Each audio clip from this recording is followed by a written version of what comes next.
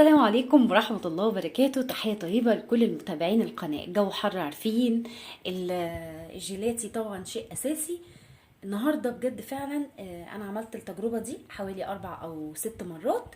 والمكونات بسرعة عشان ما اطولش عليكم، عشان الموضوع يبقى سلس. أولا كيس كريم شانتيه، هو المفروض ان انا بجيب كريم شانتيه سايب، بس انا استبدلته بالكيس العادي بتاعنا.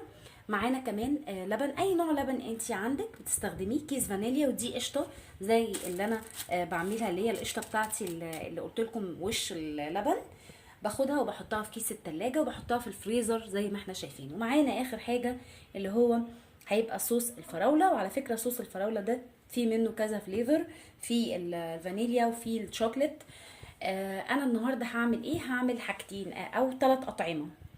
اول حاجه هعمل اللي هو اللبن الصافي اللي هو بالقشطه والكريم شانتيه واللبن بس، وهعمل وفانيليا عليهم. والطعم التاني هحط عليه اللي هو هقسم الخليط نصين، هحط عليه الفراوله.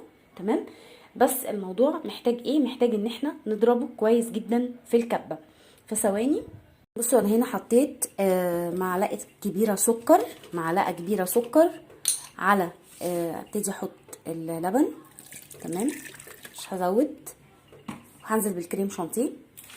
انا محتاجه بالظبط حوالي 4 معالق كريم شانتيه. هنزل بعد ما حطيت الكريم شانتيه كله حوالي ما يعادل تقريبا 4 معالق كريم شانتيه. هنزل بكيس الفانيليا.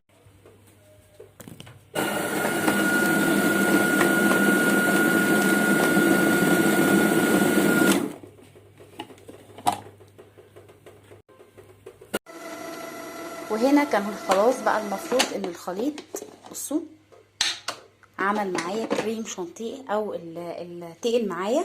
هبتدي ان انا هوزعه في حبه حبه في كل طبق. ادي كده في الاولاني. بصوا يا جماعه السمك هو سميك جدا. هيتوزع في كل حبه لان انا هدي كام نكهه. بسم الله الرحمن الرحيم. بصوا هو سميك ازاي. انا بس عايزه اوريكم بس الجمال والجمال والحلاوه. فبقى الخطوه اللي جايه دي مهمه قوي. صوص الفراوله اهو عندنا، وعندنا كيس الكاكاو. هعمل ايه بقى؟ هبتدي ازين. الخطوه دي خطوه التزيين. هشوف كده هنا هقوم حاطه شويه كاكاو. تمام. كل ده طبعا هيتقلب مش كتير، وهسيب واحد يبقى ابيض خالص اللي هو مثلا الكبير ده، والصغير هبتدي ان انا احط له بسم الله الرحمن الرحيم صوص الفراوله. بس انا هزود شويه صوص الفراوله. وهنقلب كل المكونات دي. هيدخل الفريزر. المفروض ان احنا بنقعدوه يوم كامل، بس طبعا انا برضو هقعده يوم كامل، بس انا بس قلت اوريكم الطريقه لان هتفرق جدا. لو احتاج يعني انا هبتدي ان انا اقلبه. لو لقيت ان هو محتاج تاني يعني اقول بسم الله الرحمن الرحيم. تعالوا كده نشوف كده هيديني اللون اللي انا عايزاه. اهو بصوا شايفين. على فكره الموضوع سميك قوي، ممكن كمان اغمق اللون اكتر. بصوا ده بمجرد ما يدخل الفريزر هيبقى رهيب. بس انا بقى ايه هزوده تاني عشان انا عايزه بصراحه يبقى لونها اللي هو الفراوله يعني ايه توب، يعني لونها هيبقى غامق شويه. بصوا كل ما بزود اللون كل ما بيغمق. هو ده اللون المطلوب، مش هيغمق اكتر. على فكره انا عندي مربى فراوله وعندي مربى تين، ممكن بقى ايه ازوقه في الاخر بالمربى. تمام اوكي.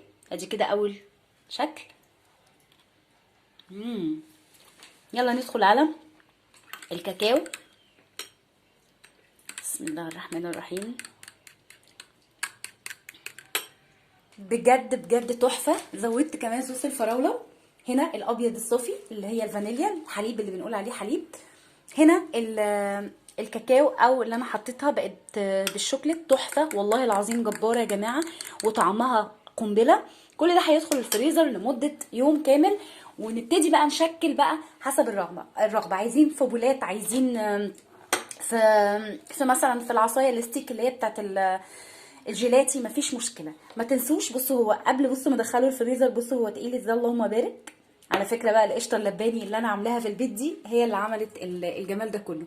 ما تنسوش سبسكرايب واجمل لايك. على فكره احنا كده عملنا الجيلاتي خلصت، مش محتاجه بقى ان انت تنزلي تجيبي باسعار. ويا سلام بقى لو عندك مربى مشمش، ممكن مثلا تاخدي حبه من الابيض ده على مربى المشمش، يبقى انت كده عملتي نكهه رابعه. انا هنا معايا الثلاث نكهات كده تحفه. وبصوا القوام، بصوا تقيل ازاي. على فكره ده كاكاو وخلطته عملته بال اللي هي الشوكولاته، ودي بالصوص الفراوله اللي انا قلت لكم عليه، ودوت الحليب الابيض. ما تنسوش تدعمونا بلايك حلو منكم، يستاهل تعبنا. اشوفكم خير في فيديو جديد، والسلام عليكم ورحمه الله وبركاته.